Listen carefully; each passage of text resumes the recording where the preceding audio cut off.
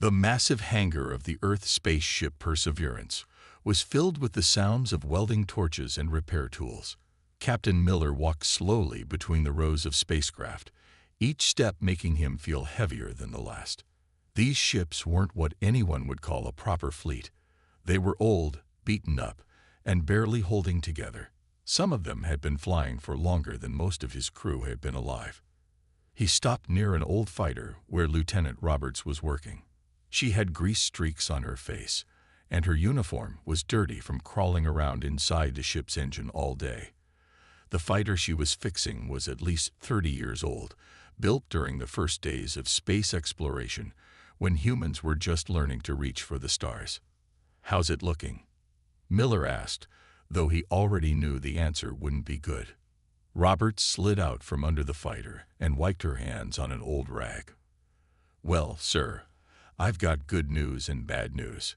The good news is I got the targeting computer working." She paused and gave a small laugh. "The bad news is it only works if we're pointing the ship at a 45-degree angle to the target." Miller nodded, trying to hide his worry.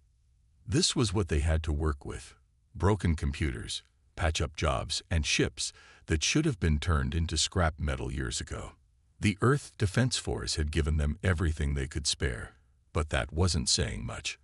Most of their good ships had been destroyed in the first wave of the Dominion's attack. Around them, other crew members were working on their own ships. Some were old cargo vessels that had been carrying food and supplies between Earth's colonies just a few months ago. Now they had guns attached to their sides and makeshift armor welded to their hulls. Others were mining ships, designed to break up asteroids for their minerals. The mining lasers were still there, but they had been adjusted to serve a new purpose. "At least the engine still works properly," Roberts said, patting the old fighter's hull. "She might not be pretty, but she'll fly." Miller walked over to one of the viewing windows. Beyond the safety of their hangar, he could see Earth floating in the darkness of space. It looked peaceful from up here, but he knew better. Somewhere out there, the Dominion's fleet was preparing for their next attack. Their ships would be perfect, gleaming metal monsters with the latest weapons and technology. They probably didn't have a single loose bolt or malfunctioning system. The captain's tablet beeped with a new message. It was from Engineer Thompson down in the maintenance bay. "Sir, we've managed to get 3 more fighters working. Had to take parts from 5 other ships to do it, but they'll fly. Also, we found a way to boost power to the cargo ship's shields. They won't stop a direct hit, but they might give us an extra few seconds in a fight." That was how they were surviving. Taking pieces from one broken thing to fix another, finding new ways to use old technology, and hoping it would be enough. The Dominion probably thought they were crazy, trying to fight their advanced warships with what amounts to space junk. A loud crash from across the hangar made Miller turn around. One of the mining ships had dropped a piece of armor plating. The sound echoed through the large space, making several people jump. As crews rushed to fix the problem, Miller noticed something interesting. The way they worked together, no one needed to be told what to do. Everyone just knew their job and did it. That was the real strength of his fleet. Not the ships, not the weapons, but the people. Every person on board had learned to be more than their original job. Cargo pilots had become fighter pilots.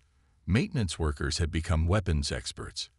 Mining engineers had turned their rock-cutting tools into ship-killing weapons. Miller's tablet beeped again. This time, it was a message he'd been dreading. Their scouts had spotted Dominion ships moving toward one of Earth's outer colonies. They would have to fight soon, ready or not. He called all crew members to the main briefing room. It was crowded.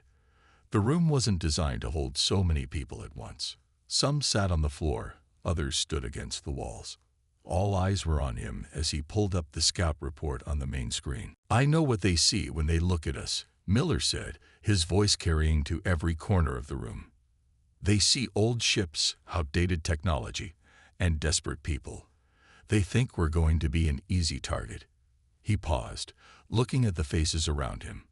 "But they don't understand what they're really seeing. Every patch on our hulls is a problem we solved. Every jury-rigged system is proof that we can adapt. Every mixed-up crew is showing that we're more than our training. Roberts raised her hand. Sir, about the targeting computers. I know, Miller said. We've got ships that can only target at certain angles.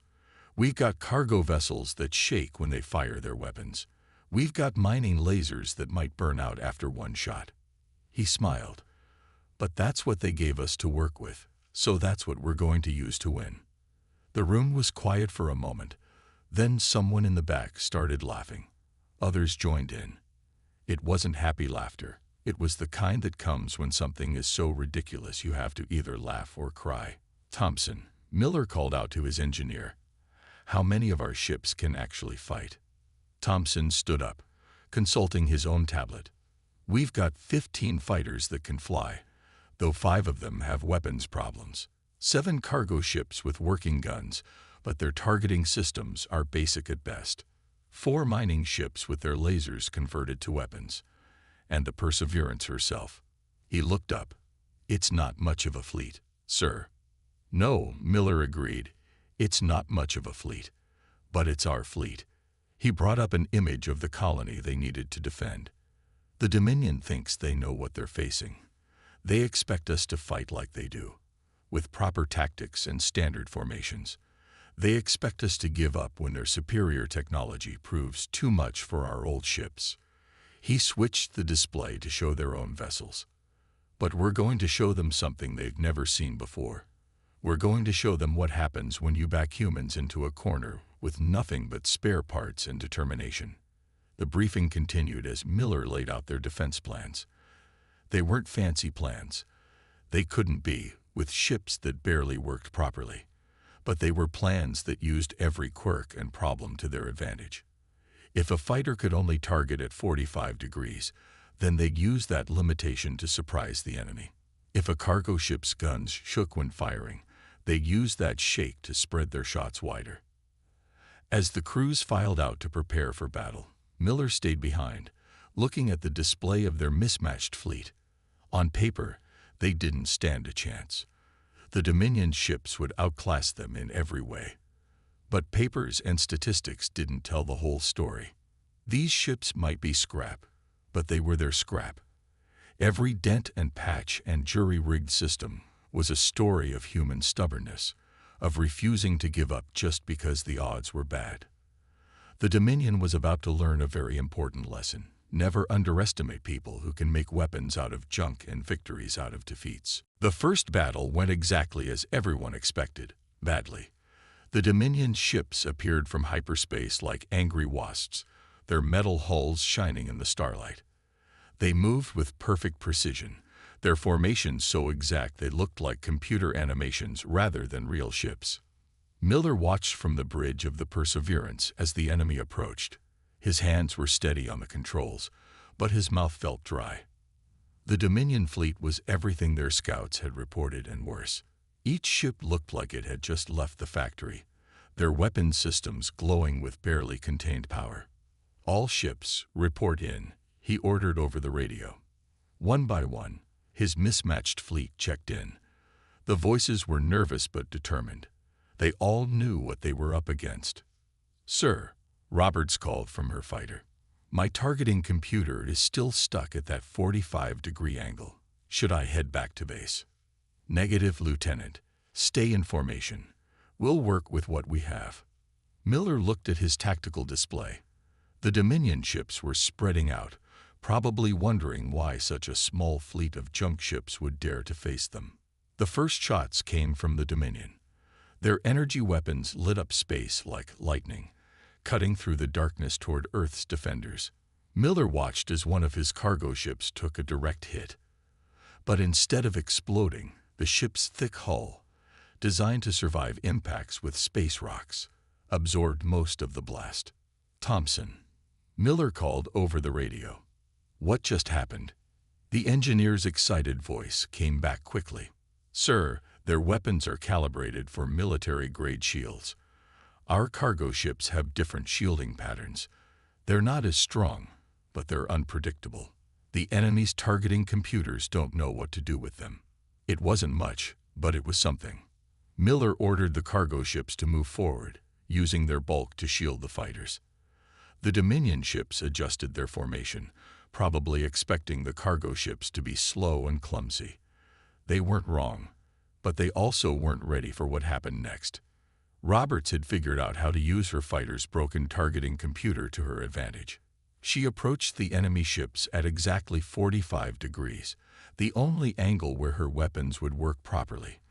The Dominion pilots, used to fighting ships that could attack from any direction, didn't see her as a threat until it was too late. Her shots weren't powerful, but they hit the enemy ship in places their shields weren't expecting. Small explosions blossomed along the warship's hull.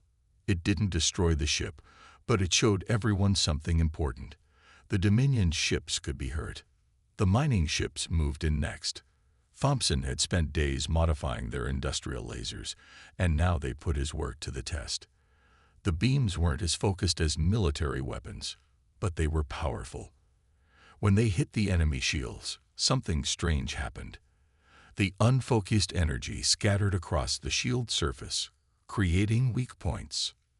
"The mining lasers," Thompson shouted over the radio. "Their frequency is all wrong for their shield systems. It's confusing their computers." Miller watched as his crews began to adapt to the battle. They weren't fighting like a proper military fleet. They couldn't. Instead, they were fighting like what they were, a collection of civilian ships turned into weapons by desperate people. The cargo ships used their bulk to block enemy fire, their thick hulls holding together better than anyone expected. The mining ships fired their lasers not to destroy, but to create gaps in enemy shields. And the fighters, led by Roberts, attacked from strange angles that the Dominion's computers couldn't predict.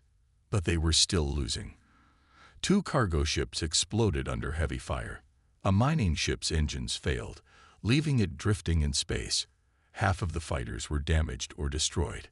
The Dominion's superior technology was slowly but surely winning the battle. Then Miller noticed something.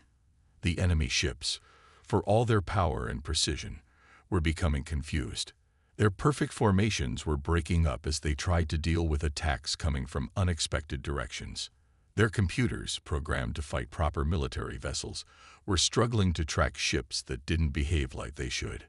"All ships," Miller called out. "Stop trying to fight like they do. Fight like who we are. Cargo ships, use your maneuvering thrusters. Make them guess where you're going. Mining ships, sweep your lasers wide. Make their shields work harder. Fighters, attack from your broken angles. Make their computers deal with impossible math." The battle changed after that. Earth's ships stopped trying to match the Dominion's precision and instead embraced their own chaos. Cargo ships spun and tumbled, their movements random but purposeful. Mining ships fired their lasers in wide patterns, creating webs of energy that the enemy ships had to waste power avoiding. Roberts led her remaining fighters in what looked like a broken formation, but was actually carefully planned around their damaged targeting systems. They approached from angles that seemed wrong, fired when it looked impossible, and somehow kept hitting their targets. The Dominion fleet's perfect formation had completely fallen apart. Their ships were now moving individually, each captain trying to deal with threats that didn't make sense to their tactical computers. Some of their shots missed completely, their targeting systems confused by the erratic movements of Earth's ships. "Sir," Thompson called out, "I figured something out. Their shields, they're programmed to be strongest where they expect attacks. But we're not attacking from normal positions. We're hitting them where their shields are weakest." Miller understood what was happening. The Dominion's technology was too perfect, too specialized. They had built their ships to fight enemies like themselves, with proper military tactics and predictable attack patterns. They weren't prepared for ships that fought like broken machines piloted by crazy people. The battle lasted another hour, but the tide had turned. The Dominion lost 4 ships, not to powerful weapons, but to mining lasers that overloaded their shields, fighters that attacked from impossible angles, and cargo ships that simply refused to be destroyed. When the enemy fleet finally retreated, jumping back into hyperspace with their perfect formation in ruins, Miller's crew didn't cheer right away. They were too busy keeping their damaged ships together, too focused on staying alive. But slowly, as they realized what they had done, the celebrations began. "We got lucky," Roberts said as she landed her damaged fighter. "They weren't ready for us to fight so." "Wrong." Miller shook his head. "Not wrong. Different. They expected us to fight a proper battle with proper ships. Instead, we fought like what we are, people using whatever we have to survive." In the days that followed, as they repaired their ships and counted their losses, Miller's crew learned everything they could from the battle. Thompson studied the data about how their mining lasers had affected enemy shields. Roberts figured out more ways to use broken targeting systems effectively. The cargo ship pilots developed new ways to move their bulky vessels unpredictably. They were learning, adapting, and preparing, because they all knew one thing: the Dominion would be back. And next time, they would be ready with even more strange and impossible ways to fight back. The enemy had superior technology, but Earth's defenders had something better: the ability to turn their weaknesses into strengths and their problems into solutions. 3 months after their first victory, the Earth Defense Force received an urgent message from the Jupiter mining colonies. The Dominion fleet had been spotted approaching the gas giant, probably thinking the civilian mining operations would be an easy target. They were wrong. Miller stood on the bridge of the Perseverance, looking at the massive form of Jupiter filling half the view screen. Around the giant planet, tiny dots of light marked the locations of mining stations and refineries. These weren't military installations. They were industrial sites where humans had been harvesting resources from Jupiter's moons for decades. "Sir," Thompson called from his engineering station, "you need to see what the colonists have done with their equipment." The main screen switched to show images from the largest mining station. Miller's eyes widened as he saw what 3 months of preparation had created. The colonists hadn't tried to turn their facilities into proper military bases. Instead, they had embraced the same crazy thinking that had helped Earth's fleet survive. Huge solar reflectors, normally used to power the mining operations, had been turned into massive space mirrors. They could now focus the intense sunlight from Jupiter's orbit into deadly heat beams. Cargo containers that once held processed metals were now packed with chunks of scrap and turned into space mines. And the automated mining drones, thousands of them, had been reprogrammed for combat. "Those clever devils," Roberts said from her position at Tactical. Her fighter squadron had improved a lot since their first battle. They had learned to work with their broken targeting computers instead of fighting against them. They turned the whole colony into one big trap. Miller smiled as he watched more details come in. The colonists had studied reports from Earth's battles and taken the lessons to heart. They hadn't waited for the Dominion to attack. They had spent 3 months preparing the battlefield. The space between Jupiter's moons was now filled with debris fields that looked natural but were actually carefully planned.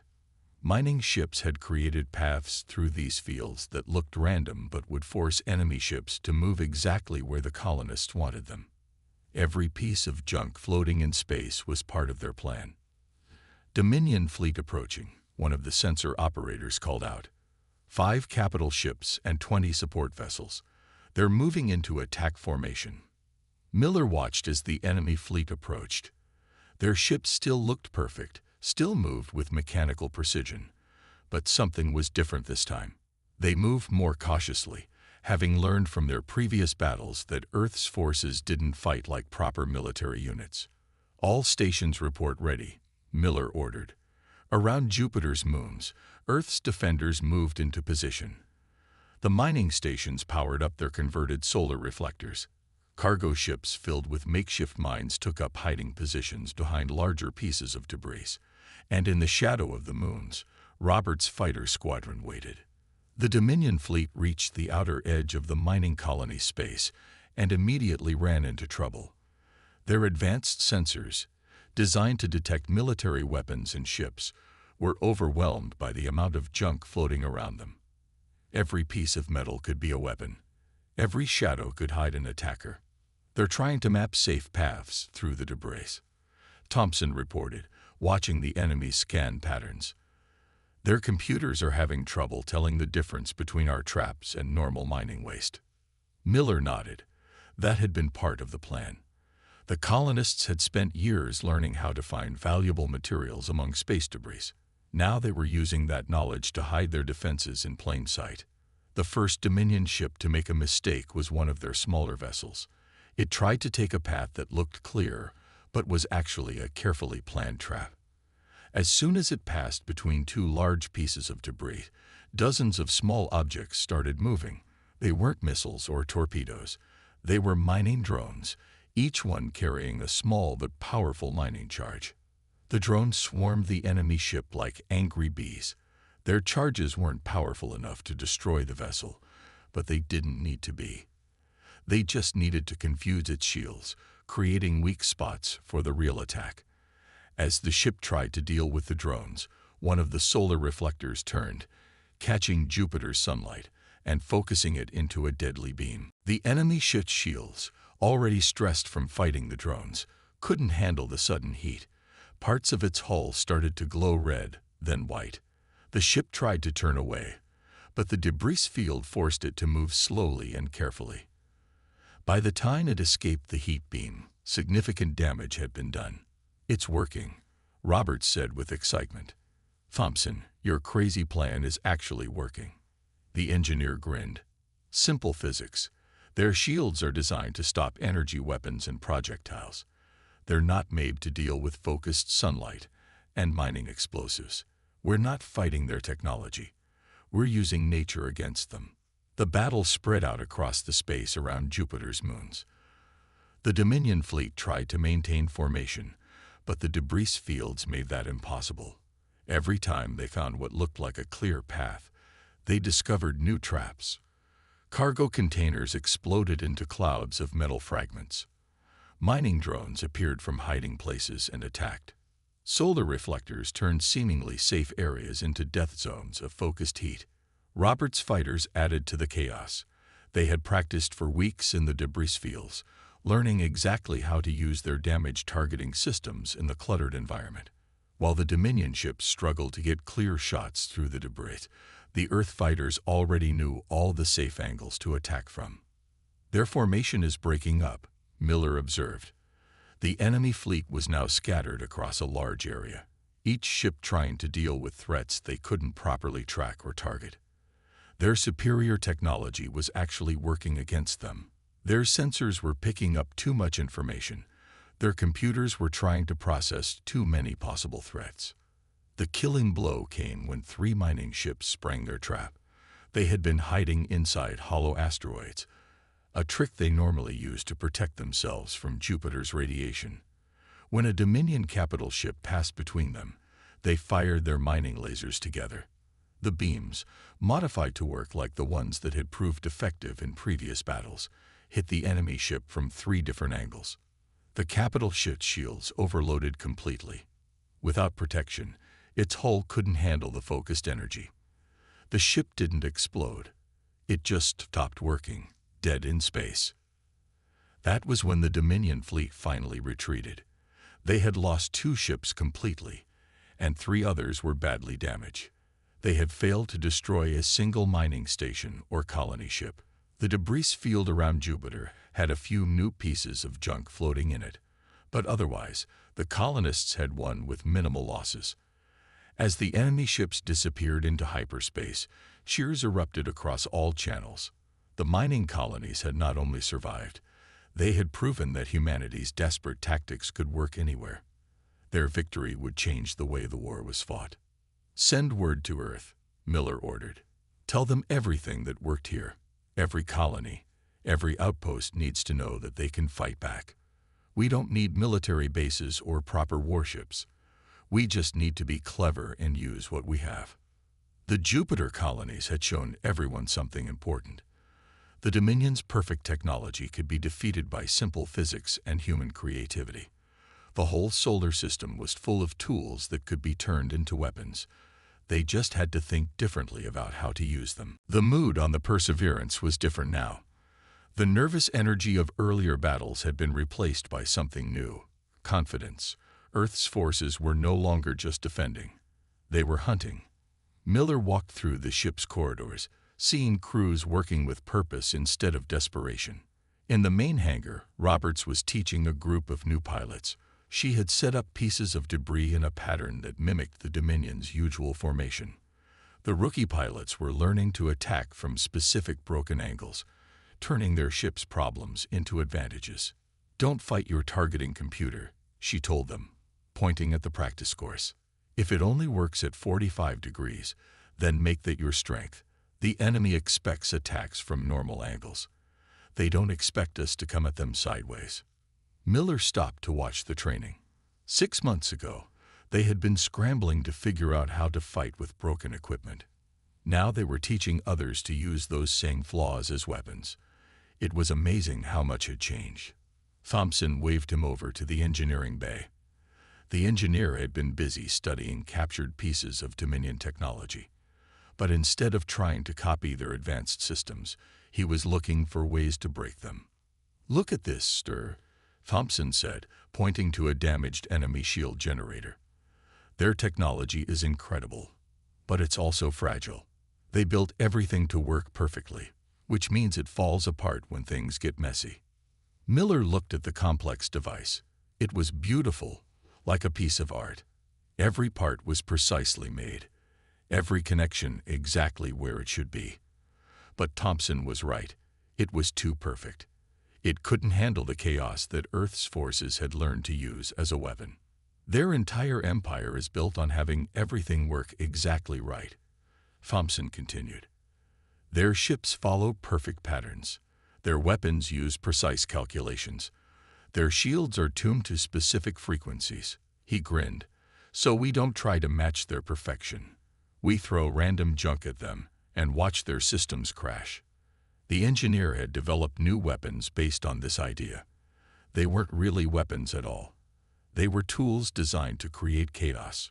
One was a simple device that fired electromagnetically charged space debris. The random patterns of charged metal confused enemy targeting systems. Another used modified mining scanners to feed false data to Dominion sensors. In the tactical room, Miller found more evidence of how far they had come. The walled screens showed maps of known Dominion patrol routes. Before, these would have been areas to avoid. Now they were hunting grounds. "We've spotted another patrol fleet," one of the tactical officers reported. 3 ships, standard formation. They're following their usual route through the asteroid belt. Miller studied the map. 6 months ago, facing 3 Dominion ships would have been suicide. Now it was an opportunity. "Show me the debris field patterns in that sector." The officer brought up a new map showing all the floating junk in the area. There was a lot of it. Dropped cargo, broken ships, asteroid fragments. To most people, it would look like random space trash. To Miller's crew, it was a ready-made battlefield. "Send word to Roberts," Miller ordered. "Tell her to take her squadron and set up an ambush point here." He pointed to a particularly dense cluster of debris. "And get Thompson's new toys ready. Let's see how their perfect sensors handle some electromagnetically charged junk." The plan came together quickly. This was what they were good at now, turning space junk into weapons and trash fields into traps. The Dominion ships would arrive expecting to find nothing but routine patrol duty. Instead, they would find hell. Roberts' fighters moved into position, hiding among the larger pieces of debris. They didn't need to worry about being spotted. The enemy sensors were too precise to look for ships deliberately hiding in noise. The cargo ships, now expert at playing dead, drifted like abandoned hulks. The Dominion patrol arrived right on schedule. Their ships moved in perfect formation, their sensors sweeping space in precise patterns. Everything about them was orderly, controlled, and predictable. They were about to learn why that was no longer a good thing. The battle started with Thompson's new weapons.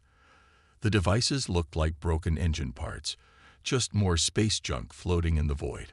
But when they activated, they filled the area with electromagnetically charged debris. To the Dominion's sensitive scanners, it was like trying to see through a sandstorm. The enemy ships immediately tried to adjust their sensors, running through standard procedures for dealing with interference. But this wasn't standard interference. Every piece of charged debris created its own magnetic field, making the ship's computers try to track thousands of small anomalies at once. While the Dominion vessels were struggling with their sensors, Roberts led her fighters in the first attack run. They came in at their signature 45-degree angles, using the debris field for cover. The enemy ships couldn't target what their computers couldn't properly track. "Their formation is breaking up," the tactical officer reported. The 3 Dominion ships were moving apart, each trying to find clear space where their sensors could work properly. It was exactly what Miller's forces wanted. The dead cargo ships came to life, their makeshift weapons already aimed at the points where they knew the enemy ships would move. They didn't need precise targeting. They just fired clouds of junk into the space the Dominion ships were trying to escape to. One of the enemy vessels flew right into a cloud of charged debris. Its shields flared as they tried to repel the thousands of small impacts. But the debris wasn't just hitting the shields, it was sticking to them, creating a constantly shifting pattern of magnetic fields that played havoc with the ship's systems. "Look at their energy readings," Thompson said excitedly. "Their shields are using way too much power trying to maintain a perfect barrier. They don't know how to let small hits through to save energy for big ones." The Dominion ships tried to fight back, but their weapons couldn't lock onto anything solid. Every target their computers found was either a piece of debris or a ship attacking from an impossible angle. Their tactics, designed for fighting proper battles against proper military vessels, were worse than useless. Roberts' fighters kept up their hit-and-run attacks, striking from blind spots and retreating into the chaos of the debris field. The cargo ships moved in slowly, using their bulk to hem the enemy vessels into killing zones. And through it all, Thompson's devices kept pumping more charged debris into space. The battle ended in less than an hour. One Dominion ship was completely disabled, its systems overwhelmed by the combination of magnetic interference and constant small impacts. Another had its engines crippled by a lucky shot from Roberts' squadron.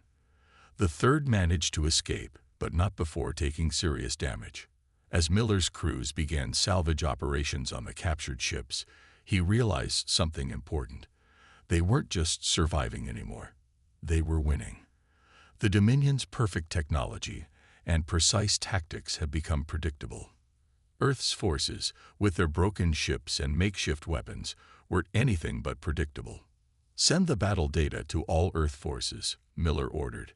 "Every ship, every colony, every outpost. Show them how we did this. The Dominion thinks they know how we fight now, so we keep changing, keep adapting, keep showing them new ways to turn trash into trouble." The war wasn't over, but the tide had turned. Humanity had found its strength not in trying to match the Dominion's technology, but in embracing their own chaos. Every piece of space junk was a potential weapon.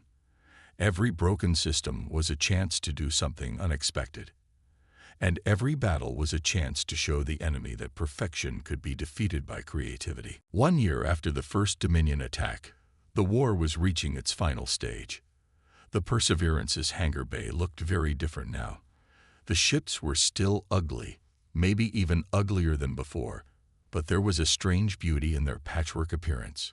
Every dent, every welded plate, every jury-rigged system told a story of survival and adaptation. Miller stood watching his crews prepare for what they hoped would be the last battle. Roberts was checking her fighter, which now had parts from at least 5 different ships attached to it. The targeting computer still only worked at 45 degrees, but she had added a spinning weapon mount that could turn to match the angle. What had once been a flaw was now the core of her fighting style. Thompson moved between the ships, making final adjustments to his latest inventions. The engineer had turned the study of Dominion technology into an art form, not to copy it, but to find new ways to make it fail. His latest creation used captured enemy communication systems to broadcast confusing signals that made their perfect machines fight with themselves. "Final reports are in," the tactical officer called out. "The Dominion has gathered their remaining fleet for one big push. They're coming with everything they have left. Miller nodded. Intelligence suggested the enemy had assembled over 50 ships, the largest fleet they'd sent against Earth yet. But numbers didn't tell the whole story.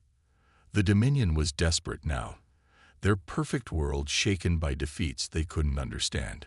All hands to battle stations, Miller ordered. Around him, crews moved with practiced ease. There was no panic, no fear. They had learned to trust their broken ships and their strange tactics. More importantly, they had learned to trust each other. The Earth fleet gathered near the moon, using its gravity to hide their numbers. They had ships from every colony and outpost, mining vessels from Jupiter, cargo ships from Mars, and fighters held together with spare parts and determination. Each one was unique, modified in ways that would make proper engineers cry. Enemy fleet approaching, sensors reported. They're moving in standard attack formation. Miller smiled. Even now, after all their defeats, the Dominion couldn't break free from their rigid patterns. They still thought that perfect formation and flawless execution would win the day. They still hadn't learned. Launch the first wave, Miller ordered. Hundreds of objects moved out from behind the moon. But they weren't ships. They were pieces of space junk, each one carefully modified by Thompson's team. Some had magnetic charges that would stick to enemy shields. Others contained simple devices that broadcast random signals on Dominion frequencies. The enemy fleet's perfect formation began to waver as their sensors tried to make sense of the cloud of debris heading toward them. Their computers, designed to track military targets, were overwhelmed by thousands of small objects moving in chaotic patterns. Second wave, go, Miller commanded. This time it was Roberts leading her fighter squadrons. They had painted their ships to look like debris, making them blend in with the cloud of junk. The enemy didn't realize they were under attack until the fighters were already firing from their signature odd angles. The Dominion fleet broke formation, trying to deal with threats they couldn't properly target. Their ships fired at shadows, wasted energy shooting pieces of floating metal, and struggled to regroup as the debris cloud wrapped around them like a net. Now the big surprise, Thompson said with a grin. He activated his latest invention, a device that used captured Dominion technology to send false orders to enemy ships. The signals weren't perfect copies, but they didn't need to be. They just needed to create more confusion. Enemy vessels started receiving multiple sets of orders, each one conflicting with the others. Some ships tried to move forward while others retreated. Weapons targeted empty space because sensor data didn't match visual readings. Communication channels filled with garbage data that their computers couldn't ignore. Main fleet, attack, Miller ordered. The real Earth ships moved in, led by the Perseverance. They weren't trying to hide anymore. They wanted the enemy to see what was coming for them.